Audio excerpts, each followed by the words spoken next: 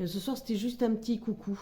Parce qu'en fait, je mets plein de phrases tous les jours que je trouve, mais je trouve que c'est toujours au féminin. C'est-à-dire, on dirait qu'il n'y a que les dames qui ont des soucis. Voilà, comme si les hommes n'en avaient pas. Donc je trouve ça extrêmement restrictif et ça me gêne et j'avais envie de le dire. C'est pareil, alors je vois des tas de séminaires, des tas de retraites, et rebelote, le féminin sacré, le machin, tout ça, mais enfin voilà, moi je trouve que c'est trop. Tous les séminaires aussi pour apprendre à s'aimer. Bon, voilà, c'est bien joli, c'est vrai, c'est important d'apprendre à s'aimer, mais je trouve que la solitude, c'est pas forcément fait pour l'humain. Euh, donc c'est bien de s'aimer, mais c'est bien d'aimer quelqu'un d'autre et c'est bien d'être aimé. On sait d'ailleurs que les couples vieillissent mieux et plus longtemps que des personnes célibataires. Donc au niveau de la santé, c'est vrai. Et puis il n'y a rien de mieux que l'amour, je le dis souvent. Alors c'est vrai que ça demande des ajustements. Je pense aux personnes seules en prenant de l'âge. C'est vrai que c'est plus compliqué. Je parlais des ajustements l'autre jour. C'est vrai que chacun a une vie, chacun a ses casseroles et qu'on peut essayer d'ajuster. Je crois qu'il faut surtout se parler. Encore une fois, c'est communiquer.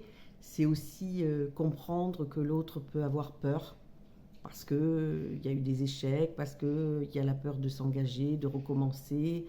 Et il peut y avoir un évitement de l'un ou de l'autre, de l'un qui va faire vite, vite, vite marche arrière, de l'autre qui va hésiter peut-être à prononcer les mots, à présenter à sa famille, à ses amis en tant qu'officiel. C'est vrai que ça peut être quelquefois un peu difficile et je crois que vraiment il faut en parler. Je pense qu'on est plus spontané quand on est plus jeune.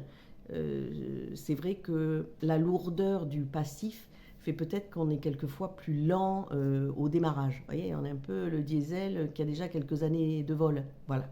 Donc c'est ça que j'avais envie de vous dire ce soir, que les femmes ont le droit d'être heureuses, que les hommes ont le droit d'être heureux aussi. Donc encore une fois, dans les statistiques, et c'est prouvé, les hommes vont se faire aider par un thérapeute beaucoup plus tardivement que les femmes. Et donc quand ils y arrivent, c'est souvent un peu plus grave.